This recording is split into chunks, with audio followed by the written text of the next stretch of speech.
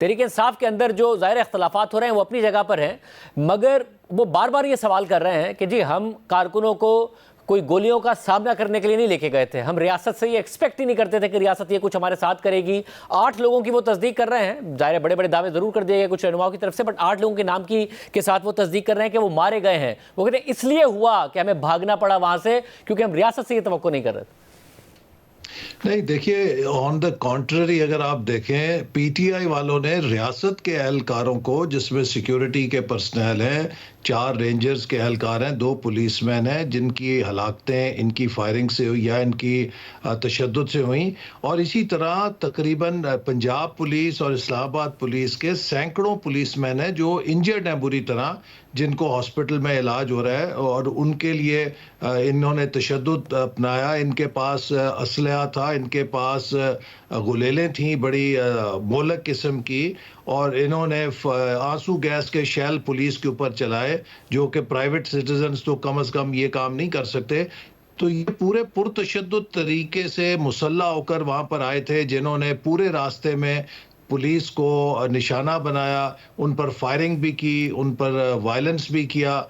ریاست نے تو بہت تحمل کا مظاہرہ کیا۔ اور اب آپ دیکھیں کہ جو ہلاکتوں کا معاملہ ہے، ابھی تک کوئی ہمیں یہ نہیں پتا، کوئی کہتا ہے 2 ہیں، کوئی کہتا ہے 8 ہیں، کوئی کہتا ہے 40 ہیں، کوئی کہتا ہے 200 ہیں، کوئی کہتا ہے 300 ہے۔ یہ سارا جو عمل ہے یہ اس امبیرسمنٹ سے بچنے کے لیے ہے۔ یہ ایک سپن دینا چاہتے ہیں اپنی اس ریٹریٹ کو، اپنی اس امبیرسمنٹ کو، جس کے ان کو ہزیمت وہاں پہ اٹھانی پڑی، وہاں سے لیڈر بھاگ گئے اور مگر یہ الزام لگا رہے ہیں پارٹی کرم پہ چھوڑ گئے۔ پارٹی اس وقت خود بہت زیادہ مسائل کا شکار ہو گئی ہے، بجائے اس کے کہ وہ کارکنوں کے حوالے سے کوئی بات کرے، فہرست فوری طور پر اوتھینٹک سامنے لاتی، بٹ انٹرنیشنل میڈیا تو رپورٹ کر رہا ہے نا، اور ظاہر الزام بھی لگایا جا رہا ہے کہ جو اسپتال ہیں ان کو ڈیٹا ریلیز کرنے سے روکا جا رہا ہے۔ اب بی بی سی نے بتایا کہ 45 سے 55 کے درمیان ایسے لوگ لائے گئے جنہیں گولیاں لگی تھی، یہ پولی کلینک اسپتال کے ڈاکٹرز کے حوالے سے انہوں نے دعویٰ کیا۔ اس کے علاوہ اسپتال کے ریکارڈ کے مطابق وہاں 26 نومبر کی شام کم از کم 3 افراد کی لاشیں لائی گئی۔ پمز اسپتال کے حوالے سے بی بی سی نے دعویٰ کیا کہ وہاں گولیاں لگنے سے جاں بحق ہونے والے 5 افراد کی لاشیں لائی گئیں، جن میں سے 2 تحریک انصاف کے کارکن تھے۔ برطانوی اخبار گارڈین کے حوالے سے سرکاری ذرائع کے حوالے سے دعویٰ ہو کہ 17 ہلاکتوں کا دعویٰ کیا گیا ہے، تو یہ انٹرنیشنل میڈیا رپورٹ کر رہا ہے۔ دیکھیے، یہ جو رپورٹرز ہیں، یہ آپ کو پتہ ہے کہ ڈاکٹرز کے اندر بھی پولیٹیکل افیلیشن والے لوگ ہیں۔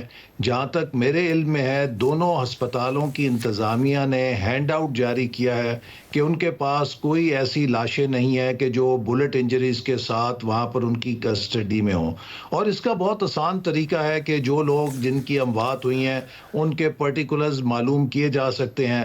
لیکن جیسے میں نے کہا کہ یہ سارا کہانی جو بنائی گئی ہے کہ جی 200 بندہ مر گیا، 300 بندہ مر گیا، یہ تو وہاں پہ کوئی جلیاں والا باغ کا ایک سین بنا کر پیش کر رہے ہیں کہ جیسے پتہ نہیں کتنا وہاں پہ خون کی ہولی کھیلی گئی۔ اگر آپ سوشل میڈیا پہ جائیں تو لال سیاہی پھینک کے پورا بلو ایریا کا علاقہ انہوں نے لہو لہان کر دیا ہے۔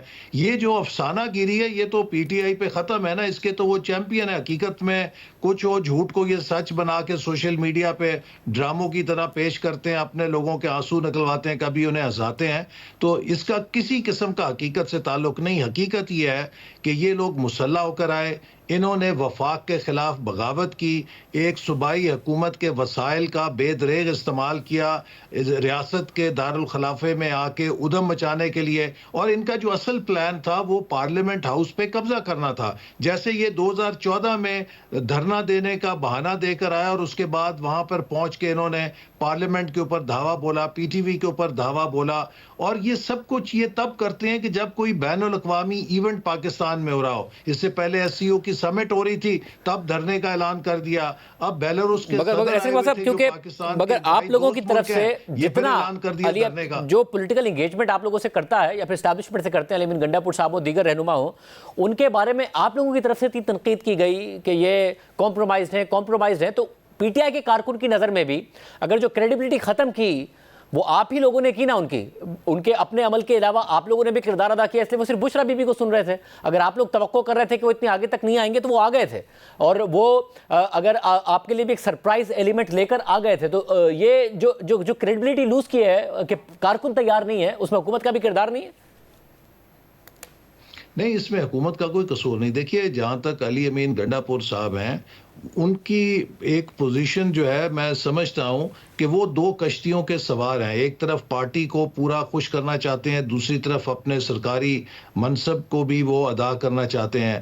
جہاں پر وہ جس کرسی پر بیٹھے ہیں یہ ایک بڑا ذمہ دار آفس ہے, انہوں نے آئین کا حلف لیا ہوا ہے.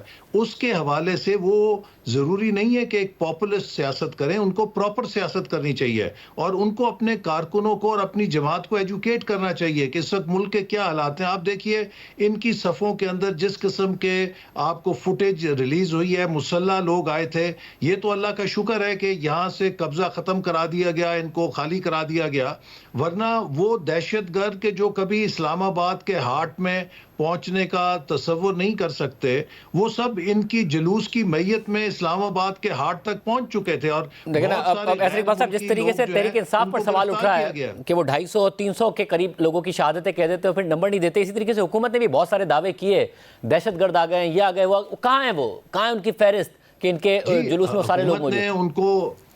حکومت نے ان کے پرٹیکولرز بھی دیے ہیں, اور جو غیر ملکی گرفتار کیے گئے ہیں اس کے بارے میں بھی ان کے تمام پرٹیکولرز ریلیز کیے گئے ہیں. اور ایسے مطلب دیکھیں, جو غیر ملکی ہونا اور دہشت گرد ہونے میں فرق ہے نا, کہ وہ دہشت گرد تھے, یہ اسٹیبلش کرنا, یہ کیسے وہ غیر ملکی دہشت گرد کیسے تھے؟ دیکھیے جو دہشت گرد ہے اس کے ماتھے پہ تو نہیں لکھا ہوتا کہ وہ دہشت گرد ہے. دہشت گرد ہر غیر ملکی کے ماتھے پہ بھی نہیں لکھا نا وہ دہشت گرد ہے. اور میں آپ کو عرض کروں نا, دیکھیے شاہزیب, جب لاہور میں زمان پارک میں پولیس گئی تھی تو وہاں پہ تو آپ نے دیکھا کہ وہ لوگ جنہوں نے سوات آپریشن میں اور کہاں کہاں جنگیں لڑی ہوئی تھیں وہ سب وہاں پر موجود تھے, اور ان کے آپ حلیے دیکھ کے بتا سکتے تھے کہ یہ سب ٹرینڈ کمانڈوز ہیں کہ جنہوں نے پولیس کے اوپر پیٹرول بام بنائے اور اپنے کارکنوں کو تربیت دی کہ کیسے پیٹرول بام بنائے جاتے ہیں. اسی طرح جو فوٹیج جاری کی ہے میڈیا کے اوپر آ رہی ہے کہ ان لوگوں نے جو مسلح آئے تھے اور ان کے عزائم کیا, یہ بندوقوں کی بیلاروس کے صدر کو سلامی دینے کے لیے آئے تھے, یہ دنگا فساد اور خون ریزی کرنے کے لیے آئے تھے اسلحے کے ساتھ. تو اس لیے میں نے کہا کہ یہ ہمارے لا انفورسمنٹ ایجنسیز نے کیپٹل اسلام آباد میں ایک بہت بڑی تباہی جو خون ریزی کی صورت میں ہو سکتی تھی اس سے بچا لیا ہے, اور پاکستان کی جو بدنامی انہوں نے کرنی تھی پارلیمنٹ میں یہ الغار کر کے, اس سے ہم بچ گئے ہیں. اور میں سمجھتا ہوں کہ اب پی ٹی آئی کو اس سے سبق سیکھنا چاہیے. 2014 سے یہ دھرنوں کی سیاست میں شروع ہوئے ہیں, یہ تو 2014 سے ہو رہا ہے, دھرنا کبھی تیسرا دھرنا, یہ شاید 5واں یا 6واں دھرنا تھا. اب دھرنوں کی سیاست کا وقت ختم ہو گیا ہے. مگر اس کا پھر حل کیا ہے؟ اس کی سیاست کرنی چاہیے. مگر اس کا حل کیا ہے؟ آپ کو بھی پتا ہے, اب چاہے حکومت ہو یا ریاست ہو, وہ ایک ایسے سائیکل میں پھنس گئے ہیں کہ عمران خان صاحب جب کال دیں گے یہ لوگ دوبارہ آ جائیں گے. اگر آپ عمران خان صاحب کو چھوڑیں گے تو عمران خان صاحب خود ان کو لے کر آ جائیں گے. تو آپ اس کا حل کیا ہے, کیا سولوشن ہے اس پرابلم کا؟ عمران خان صاحب ایک اور کال دیکھ کے شوق پورا کر لیں, اگر ان کا بھی شوق پورا نہیں ہوا. دیکھیے لوگ اب اس سیاست سے تنگ آ گئے ہیں, لوگ دیکھ رہے ہیں پاکستان کی سٹاک مارکیٹ 1 لاکھ کی حد کو عبور کر گئی ہے, لوگ دیکھ رہے ہیں کہ پاکستان کی معیشت بحال ہو رہی ہے, غیر ملکی سربراہ پاکستان آ رہے ہیں, لوگ کہتے ہیں پاکستان کو چلنے دو, خدا کے لیے پاکستان کو چلنے دو. اب یہ جو بھی انتشار کرے گا, جو بھی یہاں پہ فساد پھیلائے گا, لوگ اس کا ساتھ نہیں دیں گے. لوگ اس ملک کی ترقی سے دلچسپی رکھتے ہیں, ہمارے نوجوانوں کو ہم نے مستقبل دینا ہے. آج سے 23 سال بعد ہم 100 سال پورا کریں گے, ہمارا ہمسایہ ملک کہاں ہوگا, ہم کہاں ہوں گے, ہمیں 2047 کے لیے تیاری کرنی ہے, اور یہ تبھی ممکن ہے کہ اگلے 5 سالوں میں ایک مضبوط بنیاد رکھی جائے. اور ایسے بات صاحب, اب جو ایف آئی آر مطیع اللہ جان صاحب کے حوالے سے, اس ایف آئی آر کو اگر پڑھا جائے تو وہ بالکل ایک مذاق لگتی ہے, ایف آئی آر کم لگتی ہے کہ اچانک انہیں گرفتار کیا گیا اور پھر گرفتار کرنے کے بعد ان کے اوپر منشیات ڈال دی گئی. یہ تو وہ سب کچھ ہے جو آپ بھگت چکے ہیں اور رانا ثناء اللہ صاحب بھگت چکے ہیں. رانا ثناء اللہ صاحب خود اس کو مزے کا خیز کہہ رہے ہیں کہ یہ اسی طریقے سے ایف آئی آر ڈالی جاتی ہیں. یہ کیا گیا ہے آپ کی حکومت میں؟ دیکھیے اس کے بارے میں تو وزیر داخلہ آپ کو بتا سکتے ہیں, چونکہ وہی اس سے باخبر ہیں. میں اس کیس کے عقائد سے مطلب آپ نے سفر کیا ہے, یہ ہو نہیں سکتا کہ آپ کا اس پر اوپینین نہ ہو, اور یہ زیادتی ہوگی آپ کی اپنی پولیٹیکل اسٹرگل کے ساتھ کہ آپ کا اس پر اوپینین نہ ہو. جی جی دیکھیے اس بات پر تو کوئی دو رائے نہیں ہو سکتی کہ کسی کے خلاف بھی جھوٹا مقدمہ نہیں بننا چاہیے، کسی کے خلاف انتقامی کارروائی نہیں ہونی چاہیے، اور ہم نے اسی لیے پی ٹی آئی کو بار بار انگیج کیا ہے کہ آپ بیٹھیے، ایک ضابطہ بنائیے، اس چارٹر آف ڈیموکریسی جو ہے اس کو آئیے توثیق کریں، ہم اس ملک کے اندر ایک نئی سیاست کی ابتدا کریں۔ پی ٹی آئی کی بات کر لیا، 246 گرام آئس ڈالی گئی ہے ایک جرنلسٹ پر۔ آپ سمجھتے ہیں کہ یہ پی ٹی آئی کا مسئلہ نہیں ہے، ایک جرنلسٹ کا مسئلہ ہے، یہ صحیح ڈالی گئی ہے؟ دیکھیے جو اس پہ میں نے کہا کہ وزارت داخلہ آپ کو بتا سکتی ہے یا اسلام آباد پولیس کے ترجمان اس کو صحیح یا غلط کا اوپینین تو آپ دے سکتے ہیں نا، آپ اس پہ تو میں کمنٹ نہیں کر سکتا۔ نہیں کمنٹ کر سکتے ہیں آپ احسن اقبال صاحب، آپ اس پورے پروسیس سے گزرے ہیں، جھوٹے کیسز آپ نے بھگتے ہیں کس طریقے سے؟ کہ میں ضرور اس بارے میں جو حقائق ہیں ان کو جاننے کی کوشش کروں گا، اور اس بات کے لیے انہیں کہوں گا کہ اگر کوئی بھی اس میں غلط کیس ہے تو وہ نہیں ہونا چاہیے، لیکن جو اس کے میرٹس آف دا کیس ہیں اس کے بارے میں تو وزارت داخلہ ہی آپ کو جواب دے سکتی ہے۔ مگر مسئلہ یہ نا کہ اس کیس کے میں میرٹ کا ایم بھی نہیں ہے، ورنہ وزارت داخلہ کیا جواب دے گی اس کا؟ اور خود رانا ثناء اللہ صاحب نے کہا یہ مزے کا خیز اسی طریقے سے ایف آئی آر ڈالی جاتی ہے، اور میں امید کرتا ہوں کہ آپ یہ معاملہ ضرور اس حوالے سے اٹھائیں گے۔ پوری صحافتی تنظیمیں بھی اس حوالے سے بات کر رہی ہیں۔